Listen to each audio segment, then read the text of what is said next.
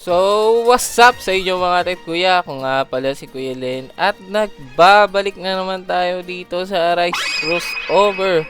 At ngayong araw tuturuan ko kayo kung paano po ba mag-grind ng mga cores. Okay, kung kita nyo naman, max na nga ako sa epic core and lahat ng core tuturo ko, okay? Pero magpo-focus tayo sa legendary core, epic core, tsaka shadow core kasi yung tatlo lang naman yung pinakamahalaga. Yung rare core and common core is hindi masyado, okay? So, focus tayo sa tatlo, okay? Siyempre, hindi natin pwedeng umpisa ng video nang walang pa wash out.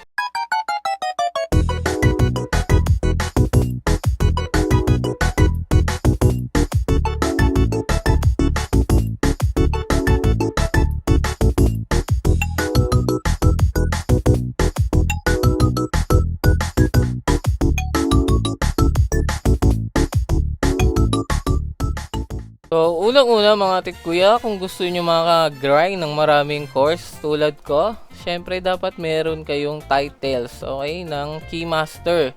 Yan po yung pinakamahalaga, madali lang yan, sana tapusin nyo na. Dapat nga tapos nyo na yan sa ngayon para nakakuha nyo tong 35% drop chance. Tapos ang maganda pong relics is syempre drop chance, no? Ipa-SS nyo po hanggat kaya nyo, okay? Yung Blood Chalice mga tit ko yung nakukuha sa floor 50 kay Magma. Yung Nendcore is sa Nend City. Then yung Site Node is sa Dragon Ball. So madadali lang makuha yung mga relic na yan. Maganda kung mapapa G-rank nyo din. Katulad nito, kunyari GG rank natin. Ilan ba ang stats ng ano? Okay, tignan nyo naman mga tit kuya. Pag na-rank up natin tong Blood Chalice ko, magiging 18% yung drop chance niya. So ano ba yung sa SS niya? 16.80. So, nadagdagan ng 2%. At least yung 2% na yun is helpful pa rin naman yun. Lalo-lalo na dahil kailangan natin ng drop chance talaga, no? Kaya kung ako sa inyo, kung may legendary kayo, pwede nyo naman i-upgrade kung kulang kasi kayo, kung core naman yung gagray nyo, okay lang, ito na lang yung upgrade nyo. Kasi yung XC Dungeon, hindi nyo kailangan ng malaking damage. Yung XT Key Dungeon, hindi nyo rin kailangan ng malaking damage. Kaya, okay lang kung magpo-focus kayo sa pag-upgrade ng mga Blood Chalice, ng mga drop relics nyo. If wala na kayong ibang i-grind. Kasi ako wala na akong ibang gagrind. Okay? So, yan. Pwede nyo, 600 dust and 2 legendary core. Mura lang naman, no? So, yun. Upgrade na natin. Okay, punta muna tayo sa basic, no, mga tit kuya. Basic understanding ng mga cores, okay? Ang cores po, or itong rare core, legendary core, common core, and epic core ay nagda-drop po sa mga key dungeon raids lang, okay? Dito lang po yan sa key dungeon. Iba-iba po ang binabaksakan ng mga core na to. Hindi lahat ng key dungeon is pare-parehas, okay? Ang common core po is nagda-drop sa leveling and Bram. Ang rare core ay nagda-drop sa Lucky and Mori. Then, ang epic core ay nagda-drop sa XC and Hunter. Ngayon, ang legendary core mga tit kuya is nagda-drop po sa lahat ng keys pero may low chance po sila, okay? Ang shadow core naman is nagda-drop sa raids and world boss, okay? So, okay, next, proceed tayo mga tit kuya. So, ito ngayon, kunyari may mga core na kayo. So, ano yung mga dapat na hindi nyo gawin kapag may mga core na kayo? Okay, unang-una, wag po kayo mag-upgrade ng mga E-rank cores. Okay, yung mga E-rank nyo, wag nyo pong i-upgrade. Kasi tignan nyo, ang requirements is 250 common dust. So, yung 10 common core wala namang problema, pero yung 250 common dust is may malaki po tayong problema dyan, okay? So, kuya, bakit may problema sa common dust? Common dust lang yun eh. So, kung hindi nyo alam, para makagawa kayo ng keys, kailangan nyo ng common dust. So, yung common dust na 200 na yun, makakagawa sana kayo ng dalawang key. Okay? Gets nyo?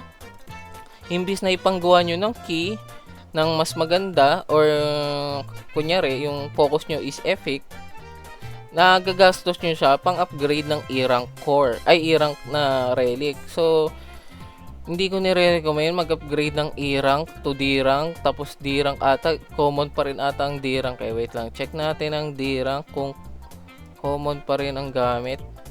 Yes, common pa rin ngayon, 300 na, di ba? Mas mahal na. So, hindi ko nire-recommend. yung pag-upgrade. Kasi sayang po yung resource nyo, okay? Huwag kayong mag-aksaya ng common dust, lalo na kung wala naman kayong magandang weapon tulad ng may enchant kayong loot aspect tsaka loot, okay? Huwag nyong gagawin. So, ngayon nga, pero may exemption doon, okay? May exemption doon sa pag-upgrade ng E-rank unless yan po is yung rank up relic na Eye of Ascension. So, yung Eye of Ascension kasi sobrang hirap talaga niyang kunin and sobrang bihira lang lumabas yung double dungeon sa solo leveling. Kaya kung E-rank lang yung nakuha nyo na pinakamataas nyo or E-rank lang talaga meron kayo, wala na kayong makuha, sige, pwede nyo upgrade. Pero kung meron kayong mas mataas kaysa sa E-rank, yun na lang yung upgrade nyo. And kung kompleto naman kayo halos sa lahat, please wag nyo nang galawin, okay, yung dust ninyo. Wag nyo nang i-rank up yung mga E-rank nyo unless Eye of Ascension nga na kailangan nyo, okay?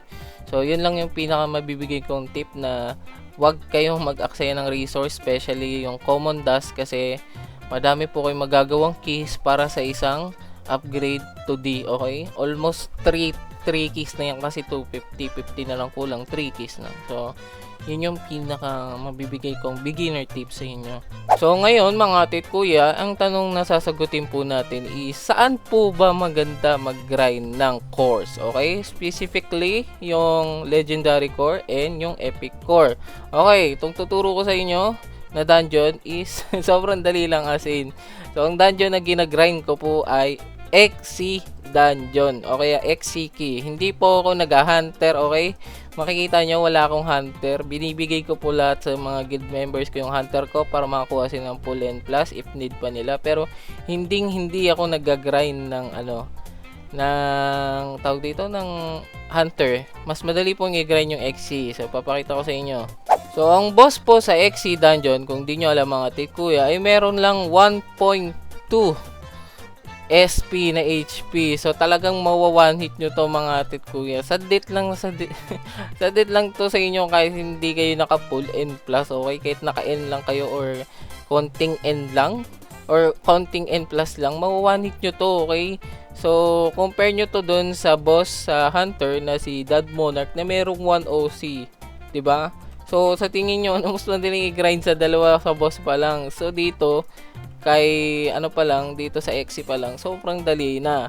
Then dito po papasok yung isa sa pinaka malaking contribution kung paano ako nag-grind ng cores or kung paano ako mag-grind. So, unahin muna natin, kung di nyo alam mga kuya, ang cores po ay hindi guaranteed drop, okay? Minsan, kahit anong ubos nyo, napapansin nyo bakit hindi nadagdagan yung mga cores nyo, kasi hindi po guaranteed drop yan, okay? Maliban sa Shadow Core, yung Shadow Core guaranteed. Pero itong mga cores na to, pang relic, is hindi po guaranteed. So, doon papasok yung sunod kong ituturo. Gumamit po kayo ng drop potion. So, magtataka kayo. Una mapapansin nyo, kuya, ba't ang dami mo drop potion? Bakit 80 yung drop potion mo? So, ewan ko kung gagawin ko ng separate video yan, kasi may method ako ng pagpa-farm ng tickets, okay? Kaya ang dami ko pong drop potion. So, hindi ko alam kung gusto niyo o gusto niyo malaman. Comment niyo lang sa baba kung gusto niyo malaman kung paano ko pinag-grind yung tickets kaya ang dami kong drop potion, okay? Gagawa ko na ng separate video if gusto niyo. So, again, bakit mahalagang drop potion? Yung drop potion po yung tutulong sa inyo para makuha ang cores, okay? Lalong-lalo na legendary na may sobrang babang chance mag-drop.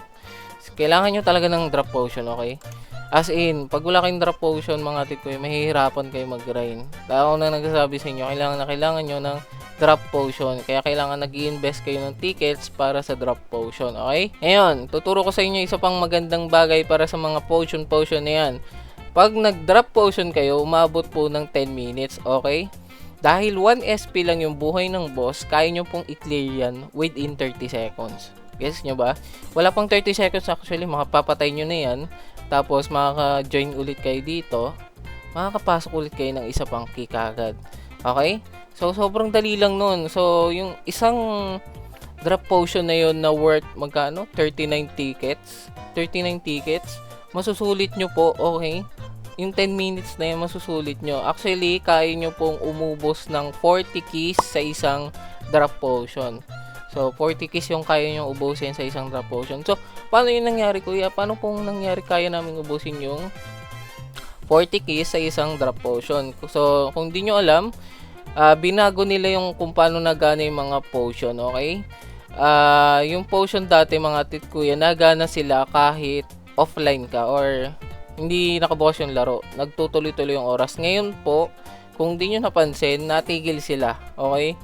So, kunyari, nag-quit ka, tapos pagbukas mo, doon pa lang ulit magtutuloy yung timer.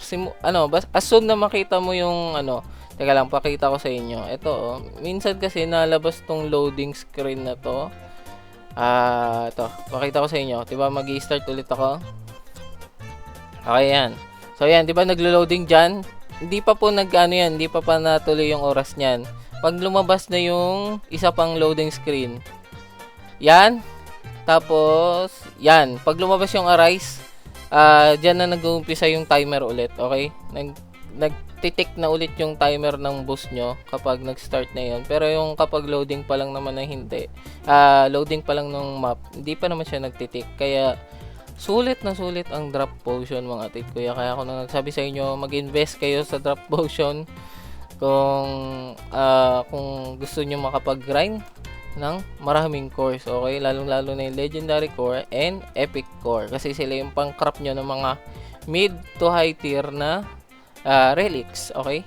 So, itong next na ituturo ko sa inyo mga tit kuya is parang additional info lang, no? Nasa inyo pa rin kung gagawin nyo hindi, pero I recommend na gawin nyo kung gusto nyo makagrind ng maraming cores, okay? Unang-una, pagdating po sa Infernal, I recommend to use drop potion. So, bakit po kailangan ng drop potion dito kuya? Ang common key po kasi is parang hindi common key. Parang ang kunat din niya mag-drop, no? Para siyang core na hindi ganun kadalas pero nagda-drop. And paisa-isa lang siya minsan kapag wala kang drop potion.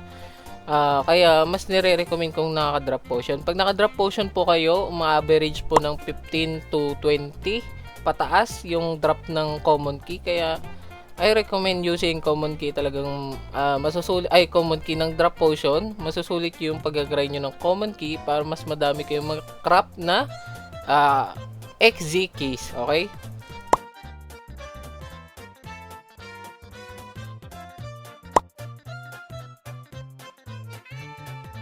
Next naman na ituturo ko sa inyo is ang paggawa ng weapon. Okay, kailangan nyo ng weapon na may loot tsaka loot aspect kasi kung hindi nyo po alam ang loot aspect, tumatalab po sa lahat, okay? Ngayon, di ako sure kung tumatalab yun sa course kasi bagong dagdag yung course. Pero alam ko na dagdag siya sa lahat before pa dagdag yung course, okay? So, para to be sure, kumuha kayo ng weapon na may loot aspect, okay? Loot aspect tsaka loot. Ngayon, kung wala kayong pang craft ng mga malalakas na weapon, gawa po kayo.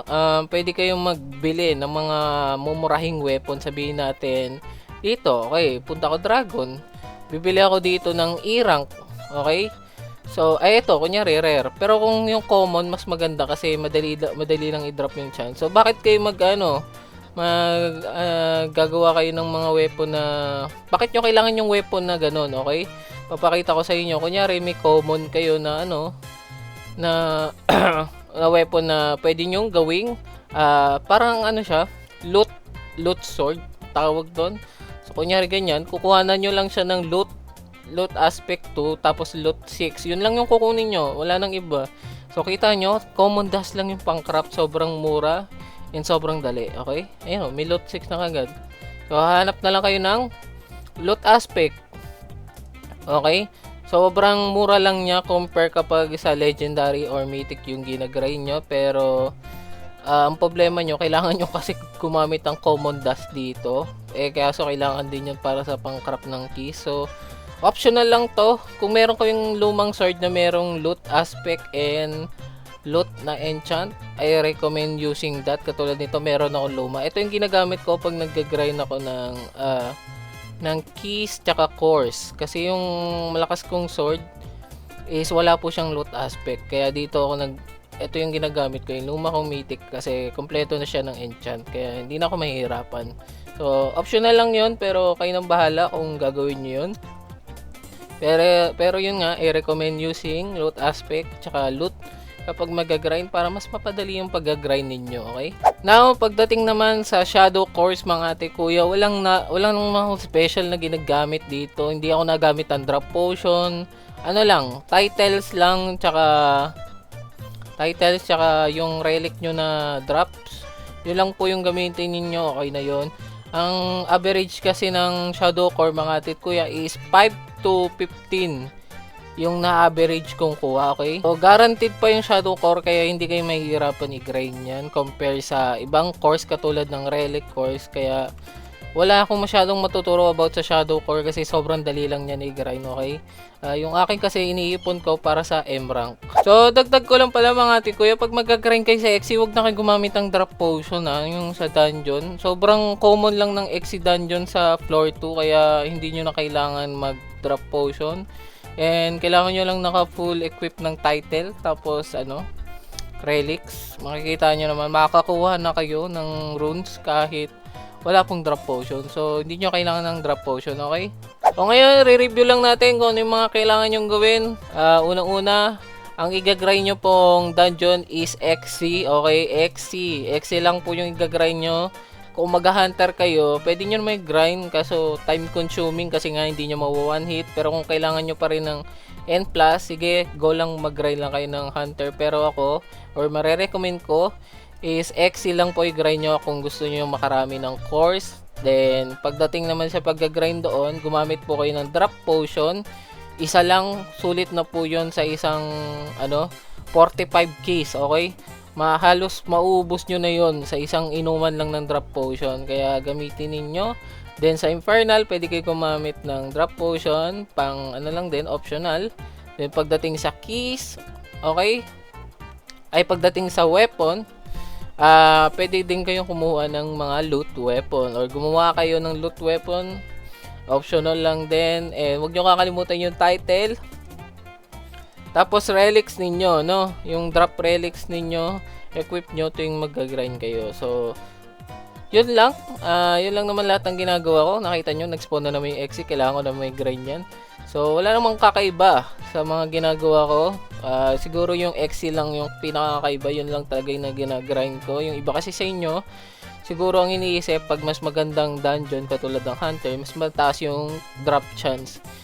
Siguro ganun nga siya, pero ang problema ko, hindi ko nawa one hit, okay? So, pipiliin ko yung mas nawa one hit ko, tapos mas madali yung grind ko, and mas sulit yung drop potion ko, kaya doon po ako nagre-rely. So, kayo nang bahala kung mag-hunter pa rin kayo, pwede naman. Pero ang recommend ko lang, mag-focus kayo sa XZ.